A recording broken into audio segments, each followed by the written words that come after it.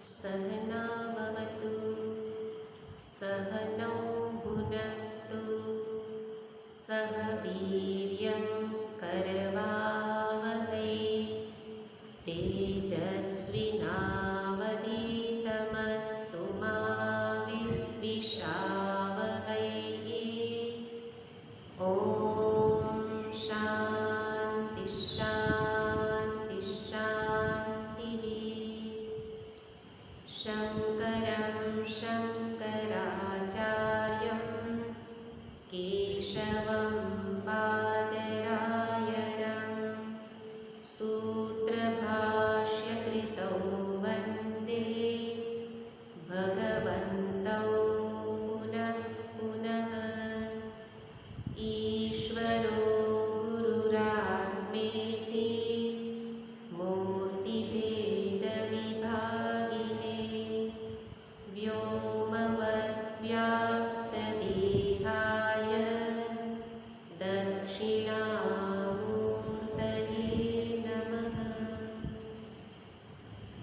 ॐ सच्चिदानन्दरूपाय विश्वोत्पत्त्यादिहेतवे तापत्रयविनाशाय श्रीकृष्णाय वयं नुमः।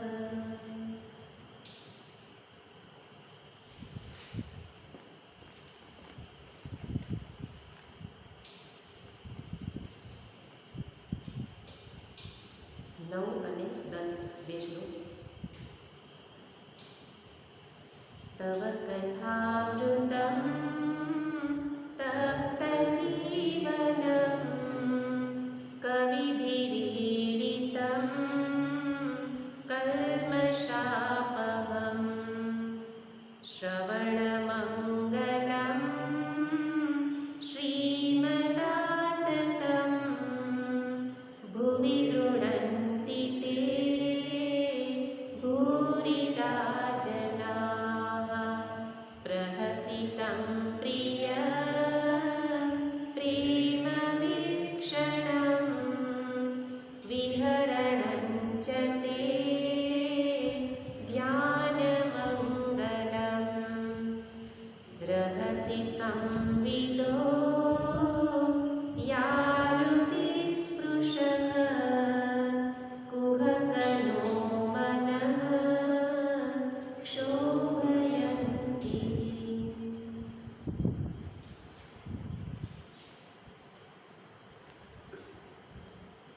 કથામૃતનું મહાત્મ્ય દર્શાવ્યું અને એ કથામૃત સર્વથી સુલભ છે। ભગવત ચરણામૃત ભગવત અધરામૃત કરતાં પણ કથામૃત સરળ છે। એટલે ભગવાન પોતાની પ્રાપ્તિ માટે ભગવાનના સ્મરણ માટે એક પછી એક સુગમતા કરતા જાય છે। પહેલાં તો ઉત્તમ વસ્તુને જ ભગવાને દર્શાવી છે, આત્મતત્વને। ઉપનિષદ તો સીધું પ્રતિપાદન કરે કે પરમ સત્ય સુધી જ પહોંચો। પરમ સત્ય છે આત્મવસ્તુ, અને એ આત્મવસ્તુ એને જાણી લઉં તો સંસારના મૂળનું જ છેદન। સંસારનું મૂળ છે અજ્ઞાન, તો અજ્ઞાનનું જ છેદન એટલે સંસાર જ ભાષિત નથી થતો, સંસાર જ જણાતો નથી, માત્ર એક પરમાત્મા જ શેષ રહે છે। અને એ જ ઉત્તમ વસ્તુ છે, ત્યાં સુધી જ પહોંચાડવા છે, પણ સર્વ લોક એના અધિકારી નથી। લોકોને કઠિન લાગે છે, કારણ કે સંસારમાં જ બુદ્ધિ આસક્ત છે। એટલા માટે સત્ય સુધી તો પહોંચવાનું જ છે, ને સત્યને જાણવાનું છે। આત્મવસ્તુ કઠિન જણાય છે તો ભગવાન અવતાર ધારણ કરે, એક સગુણ સાકાર રૂપ લે, જેથી નિર્ગુણ નિરાકારને જો નથી જાણી શકતા તો સગુણ સાકારમાં મનને પરોવી રાખો. એટલે અવતાર ધારણ કરે અને અનેક પ્રકારની લીલાઓ કરે, જેથી સંસારમાં મોહિત થયેલો જીવ એ ભગવાનમાં મોહિત થાય. કારણ કે જીવને મોહિત થવાનું ફાવે છે, મોહથી ઉપર ઉઠવાનું ફાવતું નથી. તો મોહ ગમે છે, આસક્તિ ગમે છે, અને એટલે સીધા મોહથી છૂટી નથી શકાતું. તો ભગવાન કહે છે કે મોહને શિફ્ટ કરી દો, બદલી દો. એટલે ભગવાન એવી એવી લીલાઓ કરે કે મન એમાં આસક્ત થાય, અને આસક્ત મન એમાં જ એનું જ સ્મરણ કરે અને મન ભગવાનમાં લાગી જાય. અને ત્યારે ભગવાન એને ફરી આત્મવસ્તુ તત્વને જાણવાનો અધિકારી બનાવે. જાણવાનું તો એ જ છે, પણ અધિકારી ભગવાન બનાવે આ રીતે. પણ ભગવાન પણ સદાય કાળ અવતાર ધારણ કરીને રહી શકે નહીં. એટલા માટે એનાથી પણ સરળ ભગવાન નથી, અનવતાર કાળ છે ત્યારે કથામૃત એ તો એટલું સરળ કે કોઈ પણ અધિકારીત્વ, દેશ, કાળ ઇત્યાદિની કોઈ આવશ્યકતા નહીં. એટલું સુલભ છે, બધા જ અમૃતપાન કરી શકે, મનને ભગવાન સાથે જોડી શકે. અને સાથે કથામૃત એકમાત્ર એક શ્રવણ જ એટલું પર્યાપ્ત બની જાય કે એક શ્રવણથી જ અધિકારીના ગુણો પણ આવી જાય. આ વિશે આપણે વિચાર કરેલો નહીં હોય, પણ સત્સંગ, કથા શ્રવણ એ એવું સાધન છે કે જેનાથી બધા જ અધિકારીના ગુણો પણ વ્યક્તિમાં આવી જાય છે, અજાણતા જ આવી જાય છે. કઈ રીતે? તો કે કથા શ્રવણ આમ તો નીચે બેસીને કરવાનું હોય, કથા શ્રવણનો તો નિયમ છે. એમાં પણ ભગવાને ભાગવતમાં પણ નિયમો બતાવ્યા છે ફળ મેળવવા માટે. તો નિયમ છે, નીચે બેસે. નીચે બેસે એટલે શું થઈ જશે? તપ. સામાન્ય રીતે નીચે બેસવાની આદત નથી, અને નીચે બેસવાનું કહેવામાં આવે અને એટલે એ શું બની જશે? તપ થઈ જશે. એટલે ઘરમાં પણ બેઠા હોય તો મોબાઈલથી તો મોબાઈલને થોડો ઉપર રાખવો, જેથી કરીને આપણે આટલું તો તપ થાય. તો તપ થઈ ગયું.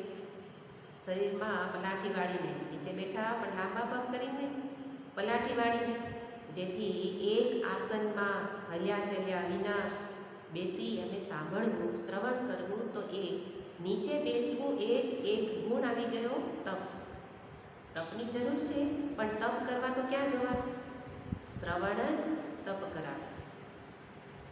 બીજું, અત્યારે સત્સંગ કરવા બેઠા તો બીજા બધા જ કામ ધંધા છોડીને બેસવાનું છે, તો જ મન એકાગ્ર થશે. એટલા માટે કામ ધંધા છોડી અને જગતની વાતો, જગતના વિચારો બધું છોડી અને એક સ્થાનમાં નીચે બેઠા તો બધું જ છોડ્યું. એ ગુણ કયો છે? વૈરાગ્ય. છોડવું, વૈરાગ્ય શું બતાવે છે?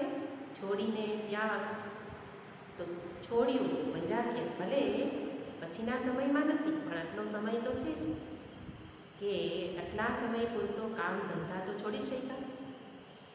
વૈરાગ્ય ગુણ ખીલે શ્રવણથી. અને નિયમ બતાવે છે કથા શ્રવણ સત્સંગનો નિયમ છે મૌન બેસવું. આપણે તો બોલવા જ ન દઈએ એટલે કાંઈ મૌન જ થઈ જાય, પણ કથા શ્રવણ કરતા હોય તો એમાં તો ઘણા લોકો હોય તો છૂટ હોય, પણ એમાં નિયમ ધારણ કરે, મૌન થઈને શ્રવણ કરે. તો મૌન એ પણ શું છે? એક પ્રકારનું તપ છે. એટલે બીજી વાતો બોલવાની છોડી ત્યાગ તપ બંને થઈ જશે એમાં. તો એ રીતે કથા શ્રવણ એ આ બધા જ અધિકારીના ગુણ ખીલવે અને એ અધિકારીના ગુણ જ્યારે આવે ત્યારે જ યોગ્ય શ્રવણ થઈ શકે. અને એવું જેણે શ્રવણ કર્યું છે એને યોગ્ય શ્રવણ થયું છે કે નહીં, બરાબર સાંભળ્યું છે કે નહીં, એનો માપદંડ પણ છે બતાવવામાં આવે કે યોગ્ય રીતે શ્રવણ થયેલું હોય તો ભગવત પ્રેમ વધે. નિત્ય સત્સંગ શું કરે છે? મારામાં ભગવત પ્રેમની વૃદ્ધિ કરે. ભગવત પ્રેમ વધવો જોઈએ, વાલો લાગવો જોઈએ. ભગવાન વાલો લાગે. મારા જે ઈષ્ટદેવ છે, અહીંયા ગોપીની વાત છે તો કૃષ્ણને લાલો વાલો લાગે, પણ રામની વાત છે આપણા જે ઈષ્ટદેવ છે મને ભગવાન વાલા લાગવા જોઈએ. તો પ્રેમ વધ્યો કહેવાય, એ ગમવા જોઈએ. અને જ્યારે ગમે ત્યારે એના માટે જ કામ કરવાનું મન થાય. એટલે બીજા સમયમાં પણ ભગવત સંબંધી પ્રવૃત્તિ એમાં વધારો થવો જોઈએ. જો પ્રેમ વધ્યો હોય તો એવું થશે. સાથે બતાવે વિષયમાં અરુચિ થવી જોઈએ. ને તો વિષય વાસનામાં પણ એવી ને એવી અને ભગવત વાસના બંને સાથે ન ચાલે. ભગવત વાસના વૃદ્ધિ પામે જો વિષય અરુચિ થાય. કારણ સત્સંગ દ્વારા સાંભળ્યું છે કે વિષય મને પરમ સુખ આપી શકતા નથી, અનિત્યતાનો વિચાર કરાવે છે. તો વિષય અરુચિ થવી જોઈએ યોગ્ય શ્રવણ થયું હોય તો. અને સાથે સ્વભાવ બદલવો જરૂરી છે. એની પહેલાંનું સ્ટેપ છે કે મારા સ્વભાવના દોષોનો સ્વીકાર કરવું. દોષોનો સ્વીકાર ગયા વખતે જોયું હતું કે કથા એ મારા દોષને બતાવે છે, વારંવાર બતાવે આટલા દોષો જીવનમાં હોઈ શકે. તો હું મારા જીવનમાં જો દોષ છે સ્વીકાર થશે તો પછી બદલશે. એટલે સ્વભાવ સુધરે, દોષો બદલે એટલે દોષો દૂર થાય એટલે સ્વભાવ બદલે. તો સ્વભાવ પણ બદલવો જોઈએ અને શ્રદ્ધા ભક્તિમાં વધારો થાય. તો એ રીતે જ્યારે સત્સંગ શ્રવણ કરીએ, કથા શ્રવણ કરીએ તો આ ફળ મળે ત્યારે સમજવું કે યોગ્ય શ્રવણ થયેલું છે. અને કથા શ્રવણ એ શું કરે છે? દોષોને દૂર કરે, પાપને દૂર કરે, કલ્મષાપહમ એ વાતો આપણે જોઈ. તો ગોપી કહે છે કે આપણે કહ્યું તો ખરા, ગોપીએ જ કહ્યું કે કથામૃતથી શું થશે? તો કે તપ્ત જીવન છે એમાં પીડા શાંત થશે અને કલ્મશ પાપ દૂર થશે.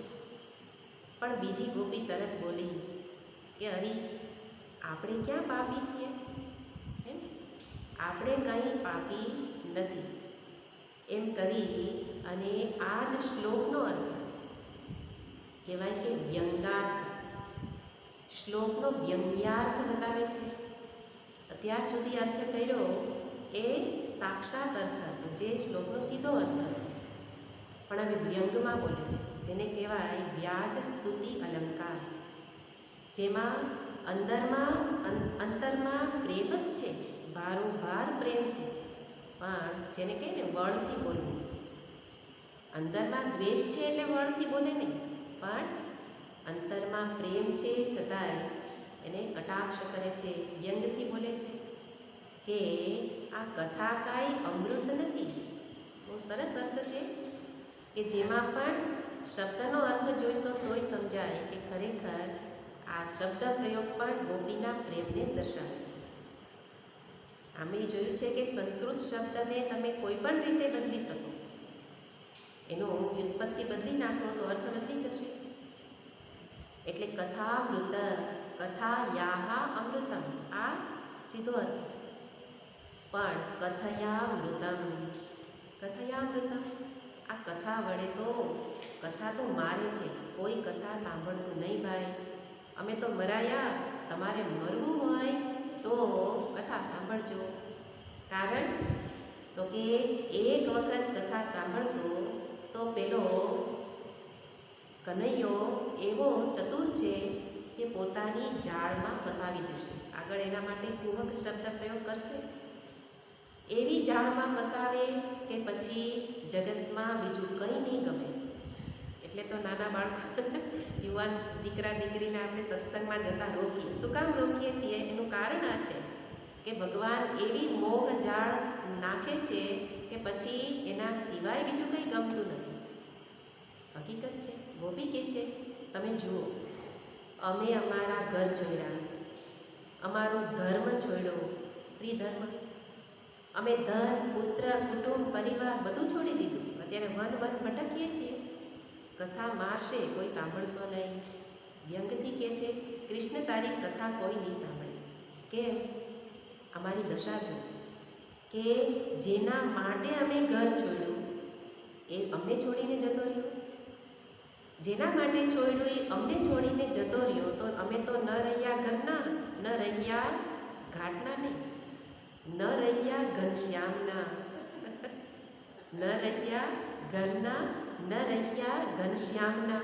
ઘનશ્યામ માટે ઘર છોડ્યું અને ઘનશ્યામ અમને છોડીને જતો રહ્યો. એટલા માટે અમે તો અમારી લાજ, શરમ, કુળ, મર્યાદા, શરીરના ધર્મ બધું છોડી દીધું તારા માટે. પણ તપ્ત જીવન, આ જીવનના સંતાપને દૂર નથી કરતો. તું જીવનમાં સંતાપ આપે છે. તારી કથા પણ એવી છે કે સંતાપ આપે છે. તો કદાચ કૃષ્ણ કહે કે એવું નથી હો, તમે જ કહો છો કે અહીંયા શબ્દ પ્રયોગ કર્યો છે, કવિ બીહી ઈડિતમ. હે ને, ઋષિ મુનિઓ, મહાપુરુષો એ તો વખાણ કરે છે. તો કે એ વખાણ કરે છે, પણ સાથે શબ્દ પ્રયોગ અમે કર્યો જ છે, શ્રીમદ આતતમ. તમે શ્રીમાન છો ભાઈ, શ્રીથી યુક્ત છો. અને શ્રી એટલે ધનથી યુક્ત હોય એ શું શું ન કરી શકે. એ તો ઋષિમુનિઓ પાસે ખોટા વખાણ કરાવી શકે. હે ને, અત્યારે ધન આપીને કેટલા કામ થાય છે. એમ ગોપી કહે કે તમે ધનવાન છો, તમે બધું કરી શકો. તમારી કથાને આતતમ વ્યાપ્તમ, તમે વ્યાપ્ત કરી શકો. તમે તમારા વખાણ કરાવી શકો ઋષિઓ પાસે. કારણ તમે શ્રીમંત છો. અને એટલા માટે આ કથા કહેનારા વાસ્તવમાં ભૂરીદા છે. આગળ તો અર્થ કર્યો તો મહાદાની છે, પણ અહીંયા તો વ્યંગાર્થ છે. એટલા માટે સંસ્કૃત શબ્દ છે દા. દા, દાને એટલે આપવું, આપવા માટે શબ્દ પ્રયોગ છે. પણ અહીંયા એનો ધાતુના અનેક અર્થ થતા હોય. તો ગોપી કહે કે દા, દાને નહીં, દા ખંડને. અહીંયા ખંડન લેવું પડશે કે તમારી કથા જે કહે છે એ પણ એ વિનાશ કરે છે. આખા આખા ઘરને તોડી નાખે છે. ઘરમાંથી દીકરો સાધુ થઈ જાય અને પછી સાધુ થઈ જાય ને સાથે ઘર ભાંગી જ જાય છે ને. તો તમારું આ કથા શ્રવણ સત્સંગ શું કરે છે? સાધુ બનાવે. અને સાધુ બનાવે તો કાંઈ ઘરનો વિનાશ નથી થતો? થાય જ છે ને. ગોપીના અર્થ બધા યોગ્ય જ છે કે તમારી કથા તો આવું કરે છે. પણ સાથે કહે છે કે ભિક્ષુચર્યામ ચરંતી, પછી ભિક્ષાટન કરે. બિચારો ઘરમાં શાંતિથી રહેતો તો, સુખેથી રોટલા ખાતો તો, હવે ભિક્ષાટન કરાવવા લાગ્યો. કોણે કરાવી? તમારી કથાએ કરાવી. આવો જાદુ છે.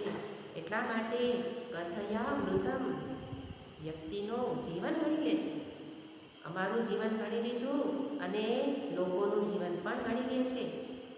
પણ સાથે અંદરથી બતાવે છે કે આ તો અમે ઉપરથી કહીએ છીએ, અંદરથી તો એટલો પ્રેમ છે કે જો એમાં સુખ ન હોય તો કોણ ઘર બહાર છોડે? હે ને? જો કથામાં સુખ ન હોય, વન ભટકવામાં સુખ ન હોય તો કોણ ઘર છોડે? એટલે કે વાસ્તવમાં તમે જ સુખ સ્વરૂપ છો.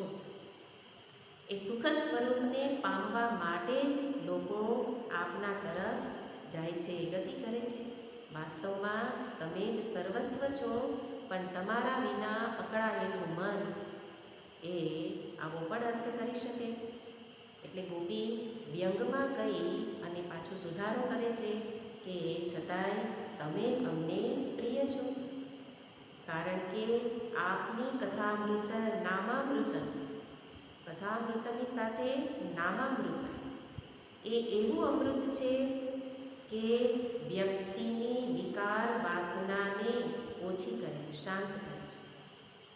વ્યંગાર્થે તો ગોપી કહી શકે, આપણે ન કહી શકીએ, કારણ કે અંતરમાં પહેલાં પ્રેમ જન્મે પછી વ્યંગ કરાય ને.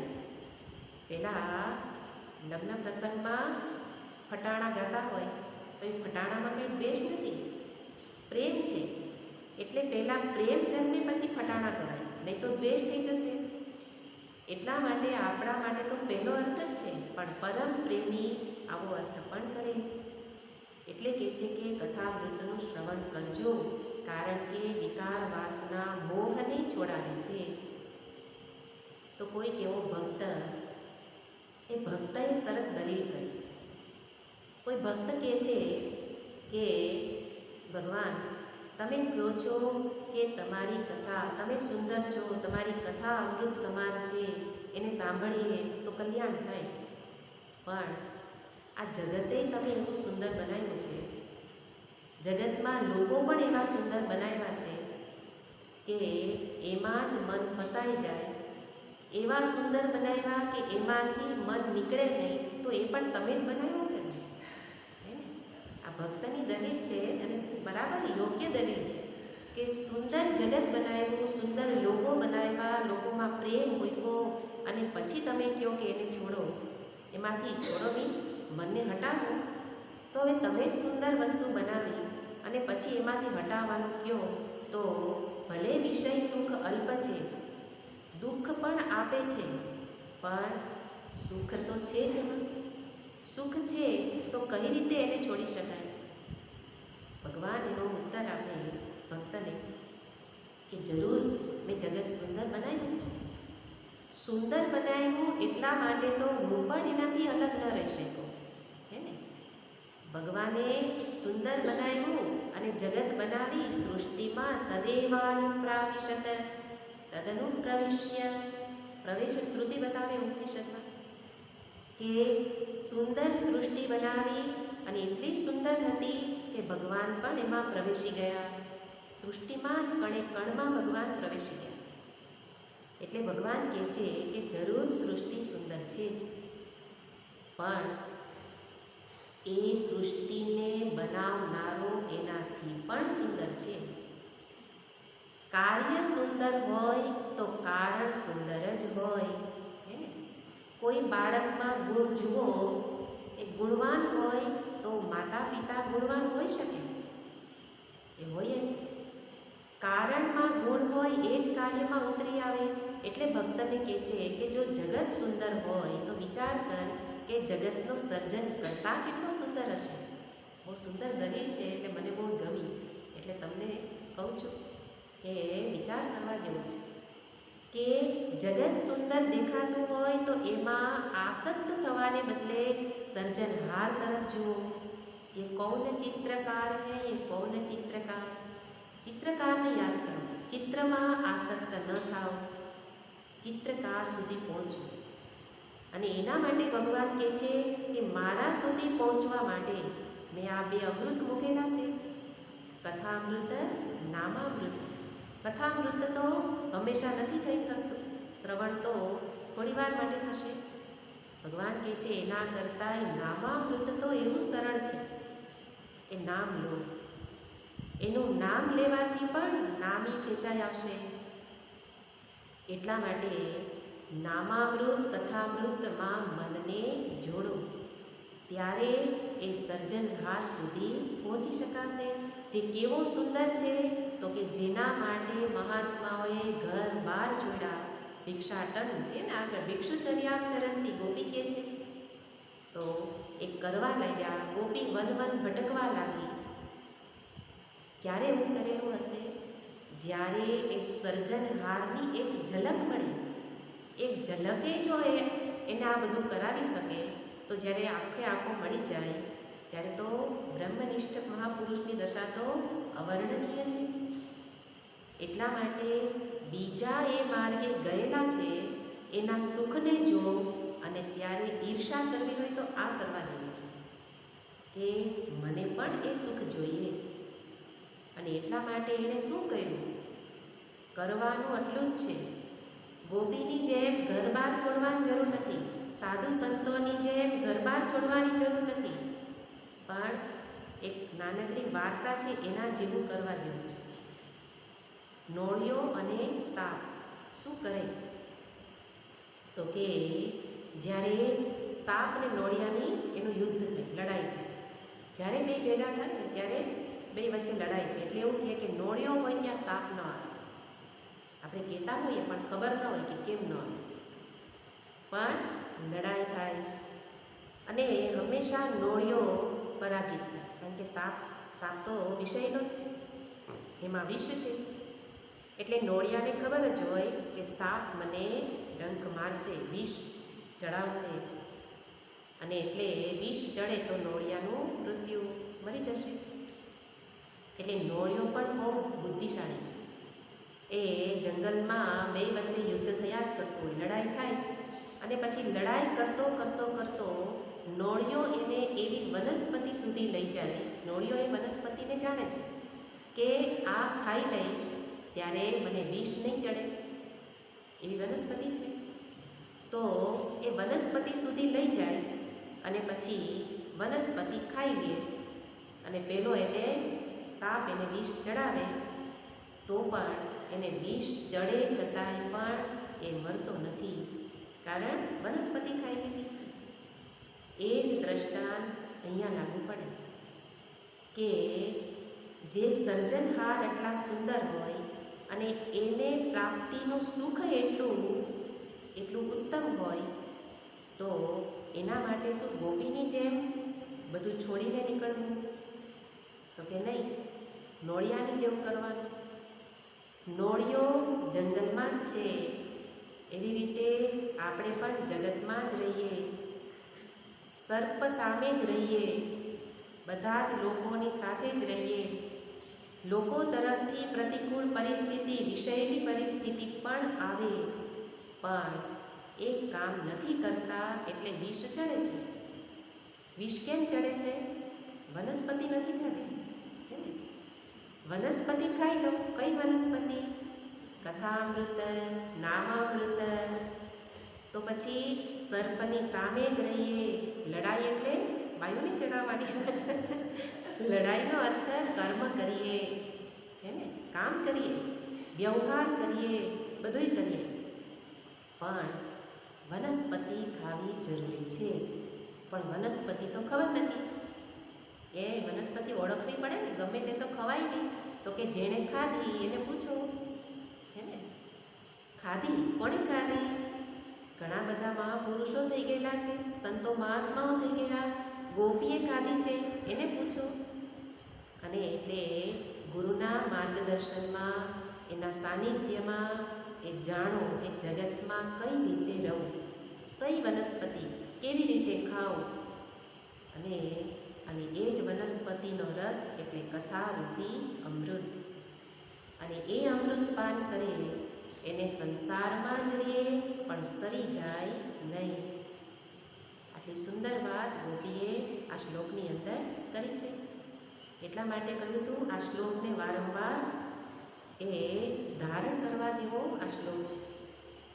તો એ રીતે કહી અને કહે છે કે પણ કૃષ્ણ કથારૂપી અમૃત આટલું બધું સરળ હોવા છતાંય ભગવાન કહે કે કથારૂપી અમૃત જ પીવો. ગોપી કે એ નથી થતું, કારણ કે જ્યાં અમે શ્રવણ કરીએ, એક બીજી ગોપી ચર્ચા કરતી હોય, ભગવાનની લીલાની વાતો કરતા હોઈએ, ત્યાં વળી પાછું મન ભટકી જાય છે. એટલે હવે પછીનો શ્લોક એક કથામાં આવતા વિઘ્નને બતાવે છે. કથામાં આવતું વિઘ્ન, બાધા, મન એકાગ્ર નથી થતું, તો ગોપી માટે જુદું કારણ છે, આપણા માટે જુદું કારણ છે.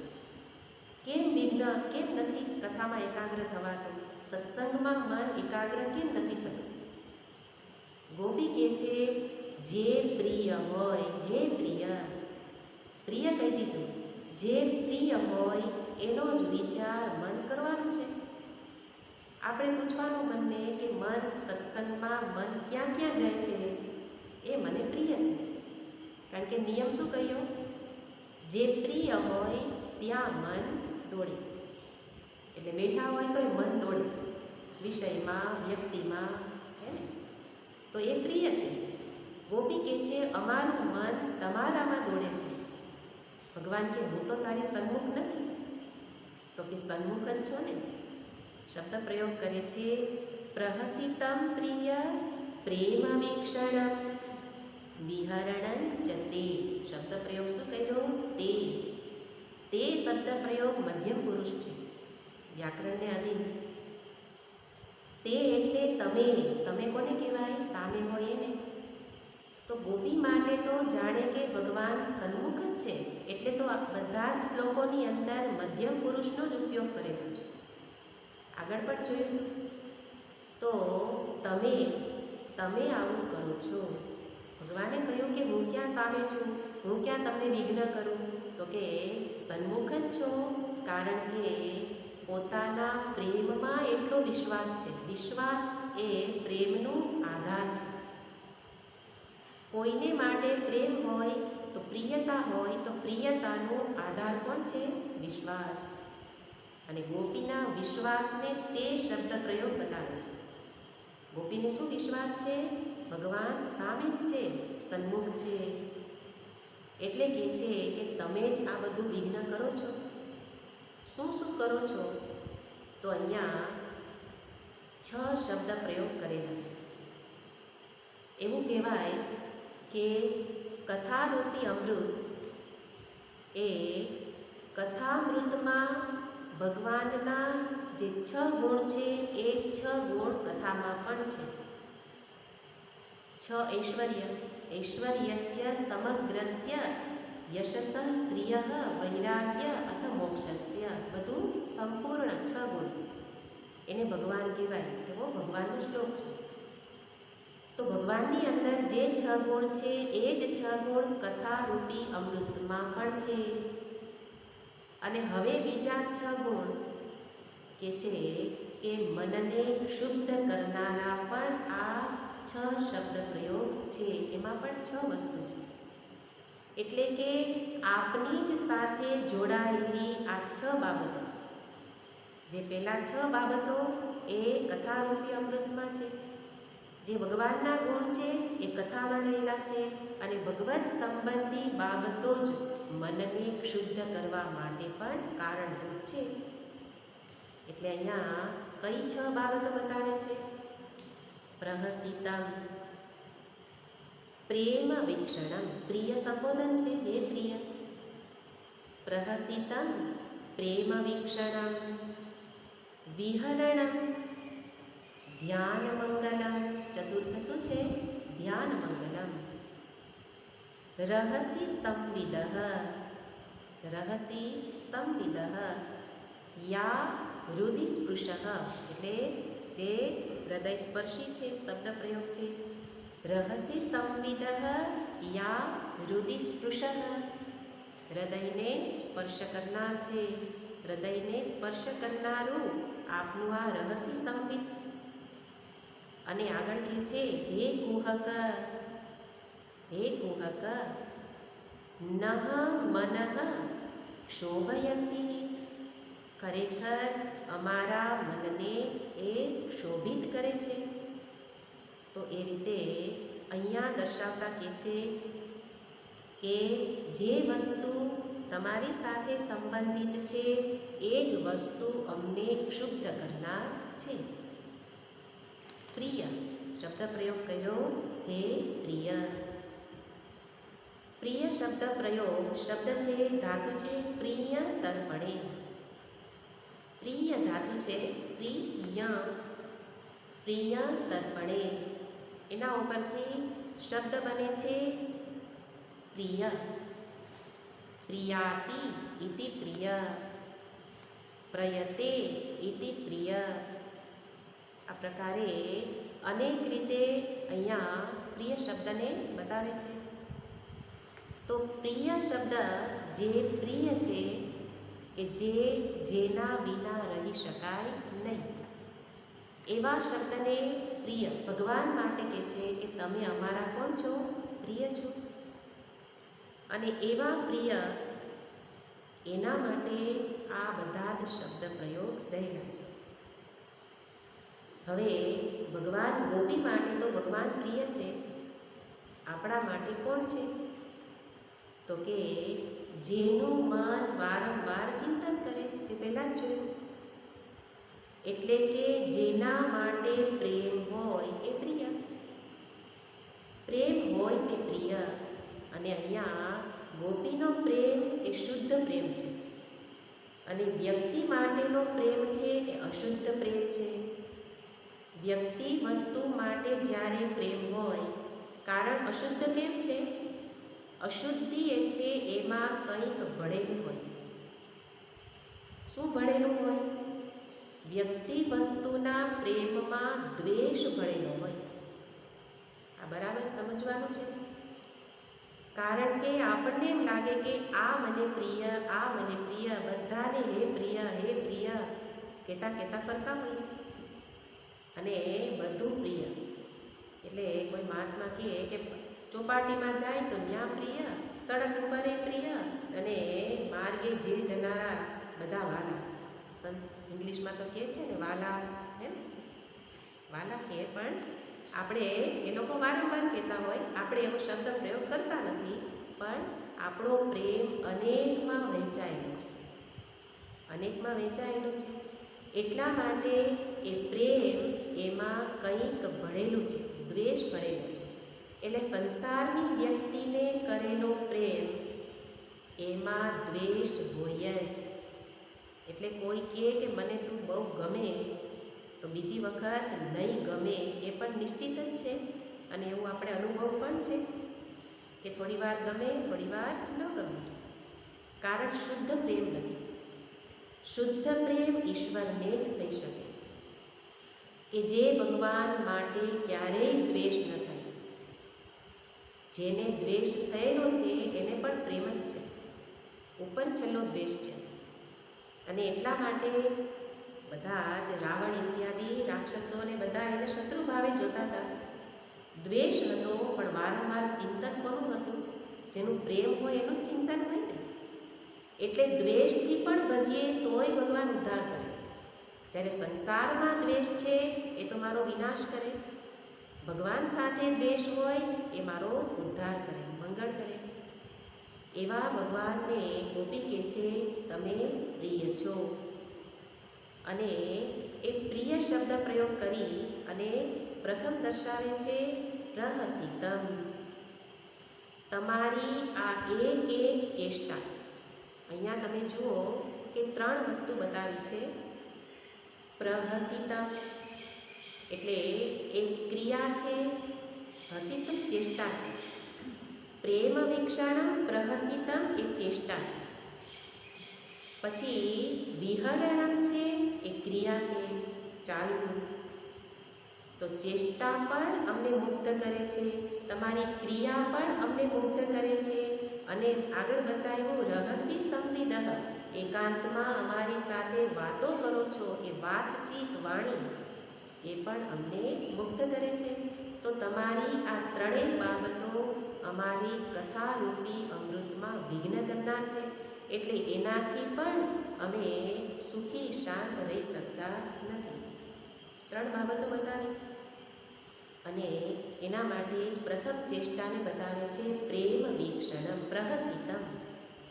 અહીંયા એક વસ્તુ સમજવાની એ છે કે આખા શ્લોકનો અર્થ ઘણા ટીકાકારોએ કરેલો છે.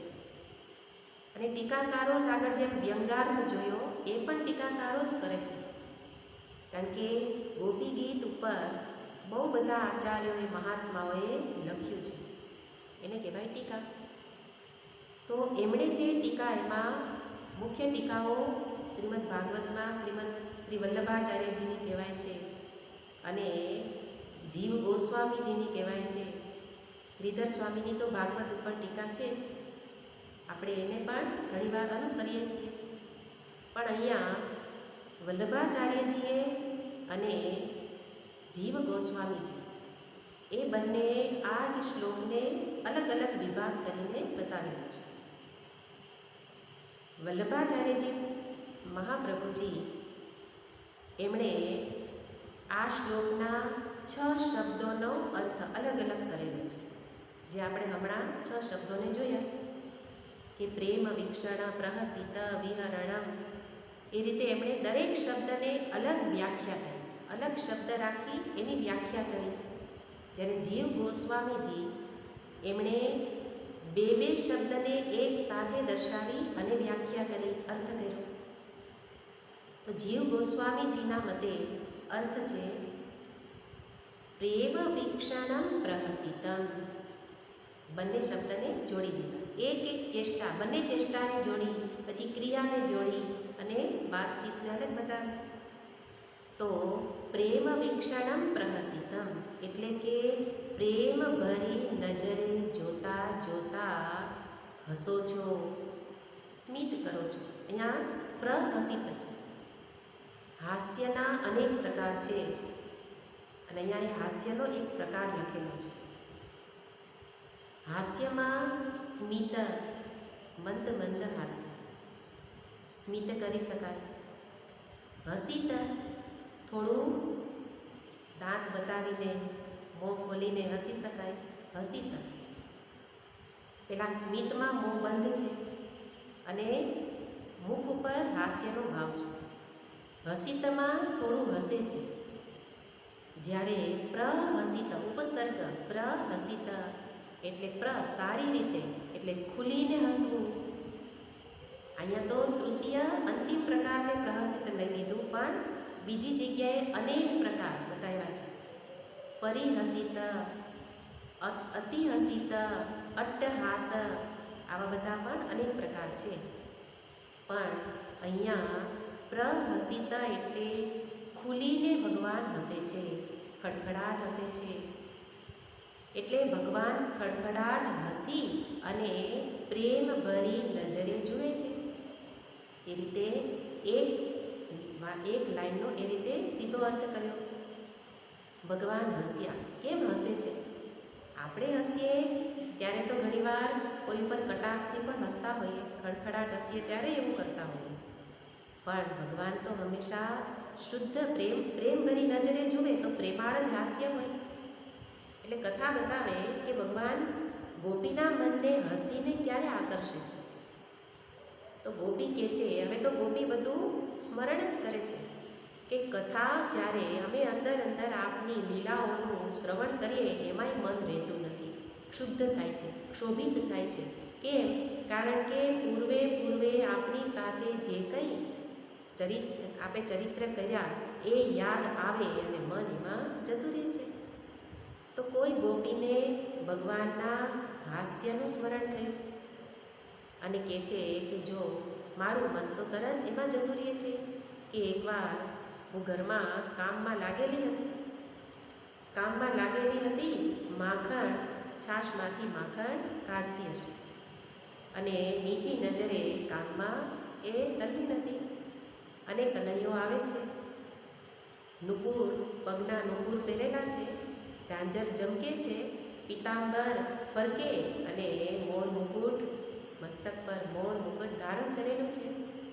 ગોપીને ખબર પડી ગઈ કે કનૈયો આવે છે, કારણ કે નુપુરનો ઝણકાર થયો અને ગોપી કે હવે મારે ઊંચું જોવું નથી, કારણ કે જો હું ઊંચું જોઈશ તો ભગવાનની નજર સાથે મારી નજર મળશે તો આ કામ છૂટી જશે અને કામ તો કરવું પડશે. એટલા માટે ગોપી ઊંચે નથી જોતી, કામમાં જ મનને, આમ તો મન તો ભગવાનમાં જતું રહેલું છે અને એટલે લાલામાં ગયેલા મનને રોકી રાખે છે, નજર નથી આપતી. તો ભગવાન થોડી વાર બાજુમાં ઊભા, કમરે 2 હાથ ખોસી ટેકવી અને ઊભા અને પગના નુપુરને પગ પછાડી અને નુપુરનો વધારે જણકાર કરે છે કે ગોપી હું આવ્યો, બોલતા નથી, પણ કે હમણાં સામું જોશે. ગોપી ન જોયું તો થોડી વાર માટે પાછા ઊભા કે ઘડીક વાર રહીને રાહ જોશે. જોયું નહીં. અનેક નાટક કરવા છતાંય ગોપીએ આજે નક્કી કર્યું કે સામું તો જોવું જ નથી. કૃષ્ણને નજર આપીશ તો મારું શુદ્ધ બુદ્ધ ભૂલી જઈશ, કામ નહીં થઈ શકે. તો ભગવાન એકદમ જ ખડખડાટ હસી પડ્યા અને એ પ્રહસિત શબ્દને ગોપી યાદ કરે છે કે એ વખતે એવા હસ્યા કે અચાનક મને એમ થયું કે ભગવાન કેમ કૃષ્ણ આટલું મોટેથી કેમ હસે છે. અને મોટેથી હસતાવે ગોપીએ નજર આપી અને કૃષ્ણમય થઈ ગઈ, કામ ભૂલી ગઈ. એટલે તો કહે ને કે ભગવાનની સામે બહુ જોવું નહીં, જોઈશું તો આપણા કામ નહીં થાય. તો ગોપી કહે છે કે તમારી આ લીલા એનું જ્યારે સ્મરણ થાય તો કથામૃતમાં કેવી રીતે મારું ધ્યાન રહેશે. જેનાથી મન શાંત રહેતું હતું એ પણ હવે સાધન નથી કરી શકતા, કારણ કે આપની આવી લીલાઓ સામે આવે છે. પ્રેમ વીક્ષણ કે છે કે પ્રેમ ભરી નજરે જ્યારે જુઓ, પ્રહસિત જ્યારે આપ અમારી સામે આ રીતે હસો ત્યારે બસ એ હાસ્યનું જ સ્મરણ થાય છે.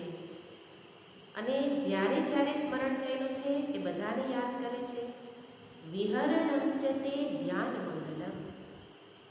ધ્યાન મંગલ, ભગવાનના વિહારનું ધ્યાન કે છે કે મંગળકારી છે, કલ્યાણકારી છે. એટલે સંસારમાં કોઈ વસ્તુ વ્યક્તિનું ધ્યાન અમંગળકારી છે, આની સાથે અર્થ લેવાનો. કારણ અમંગળ એટલે જે ન જોઈએ તે આપે. અત્યારે આ સમયે તમે બેઠા છો અને ભગવાનની લીલા કથામાં ચિત્તને જોડેલું હોય તો અત્યારે મન શાંત છે, ખુશ છે, પ્રસન્ન છે. પણ આ સમયે સત્સંગમાં નથી બેઠા, અથવા બેઠા છો અને બીજાનો વિચાર કરો છો, અને વિચાર કરતાં કરતાં હંમેશા મનને તો જ્યાં વધારે દુઃખ થયું હોય એ જ પ્રસંગ યાદ આવે, અને ત્યારે મન કેવું થઈ જાય? વિક્ષિપ્ત. તો આપણા બધા જ સ્મરણો મનને વિક્ષિપ્ત કરે છે. જ્યારે ભગવાનના સ્મરણ એ મંગળકારી એટલા માટે કે એમની કોઈ પણ લીલા કથાનું સ્મરણ કરો તો એ મંગળકારી એટલે મનને પ્રસન્ન કરે છે, ખુશ કરે છે. અને એટલે કહે છે કે આપનો વિહાર પણ એવો છે. વિહરણં ચ તે ધ્યાન મંગલમ. એવો વિહાર કરો કે એમાં પણ સુધબુધ ખોઈ દઈએ છીએ. એટલે મહાપ્રભુજીનું દ્રષ્ટાંત છે કે તો હંમેશા ભગવાન કૃષ્ણનું નામ સ્મરણ કરે તો પણ શરીરનું દેહનું ભાન ભૂલી જતા હતા.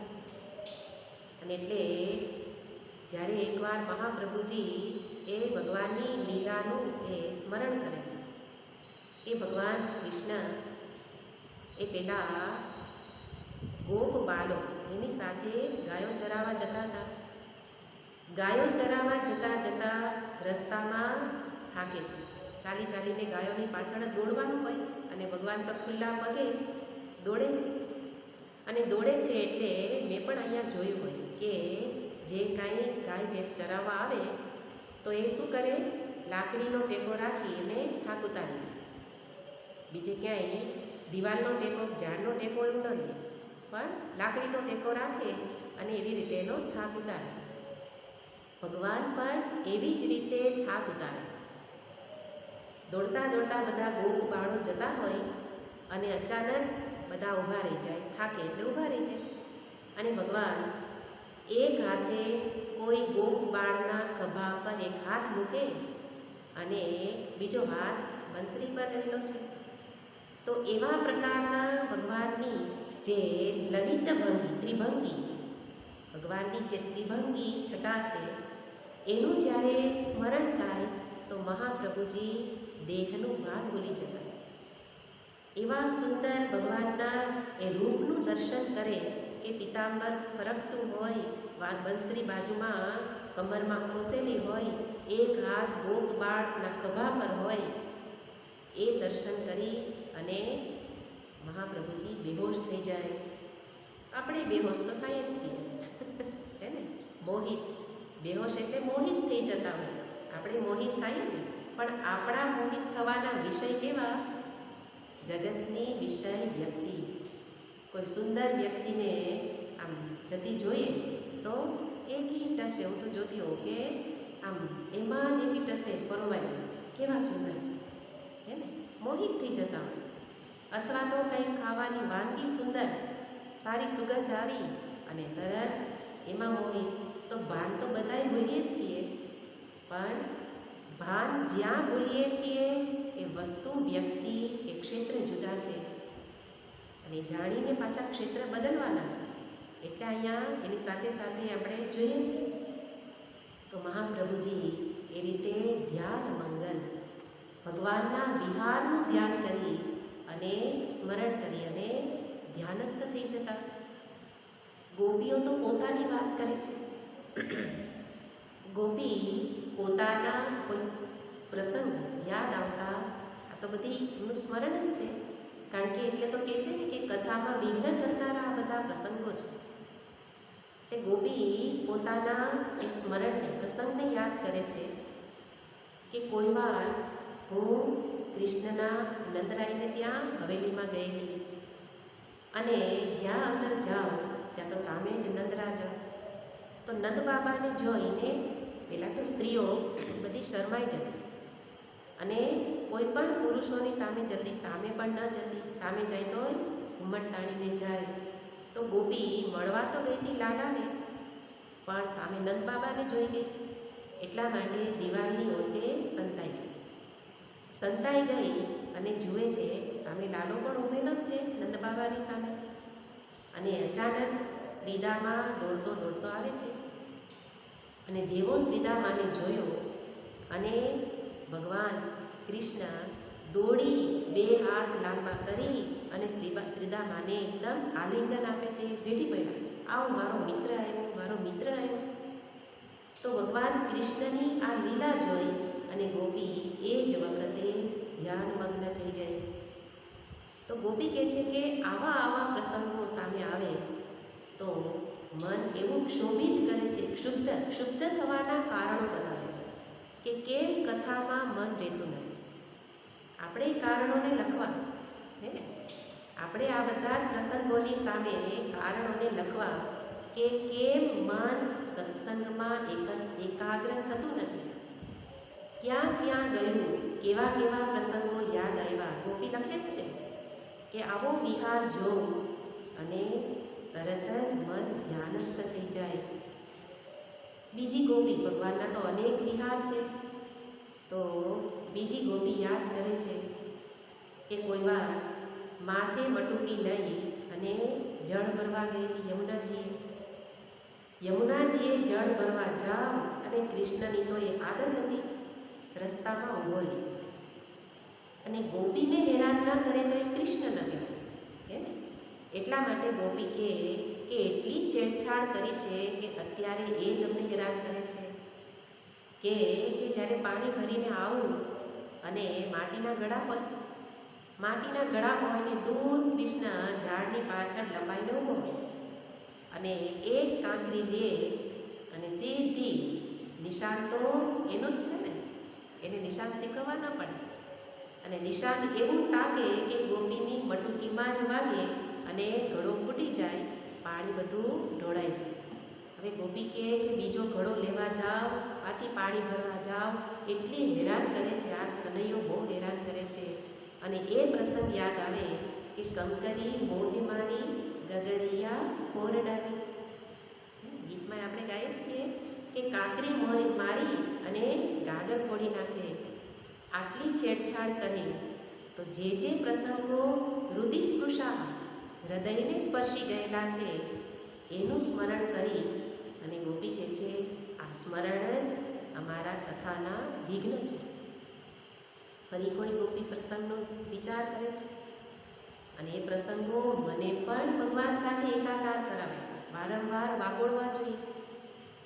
ગોપી પ્રસંગનું વર્ણન કરતા કહે છે કે કોઈ વાર યશોદા મૈયા પાસે કૃષ્ણ બેઠા હશે અને માં કહે છે કે કનૈયા જા પેલી મટુકીમાં માખણ છે, તું લઈ આવ, મને અત્યારે સમય નથી, હું મારા કામમાં છું, તું તારી મેળે માખણ લઈ લે અને ખાઈ લે. કનૈયાને તો યશોદામાં માખણ આપે, હાથે જ ખવડાવે તો જ એ માખણ ખાય. આજે કનૈયો એ રિસાઈ કે માએ મને આજે માખણ ન ખવડાવ્યું, કે જાતે લઈ આવ. જાતે લઈ આવવાનું કહ્યું તો કે જવું તો પડે. માં કે અત્યારે તો કહી દે મમ્મી હું નહીં કરું, એને સામે બોલી દે. પણ કૃષ્ણ તો ક્યારેય બોલ્યા નથી. યશોદા માએ આજ્ઞા કરી અને ગયા. જઈને જુએ છે તો મટુકી તો ઊંચી સિક્કામાં બાંધેલી છે. હવે મારે કેમ ચડવું? હાથ મારો એટલે સુધી પહોંચે નહીં. હવે માએ કહ્યું એટલે લેવું તો પડશે. એટલે એણે જોયું કે આજુબાજુ કંઈ ટેબલ તો લાગતું નથી. ત્યારે તો કંઈ એટલા ટેબલ હતા નહીં, ટેબલ ખુરશીએ બેસતા નહોતા.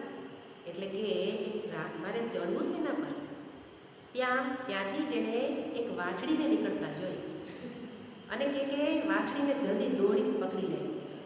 વાછડીને પકડી અને ત્યાં ઊભી રાખી અને કનૈયા એ રીતે પેલી વાછડીને કનૈયો લાવે છે.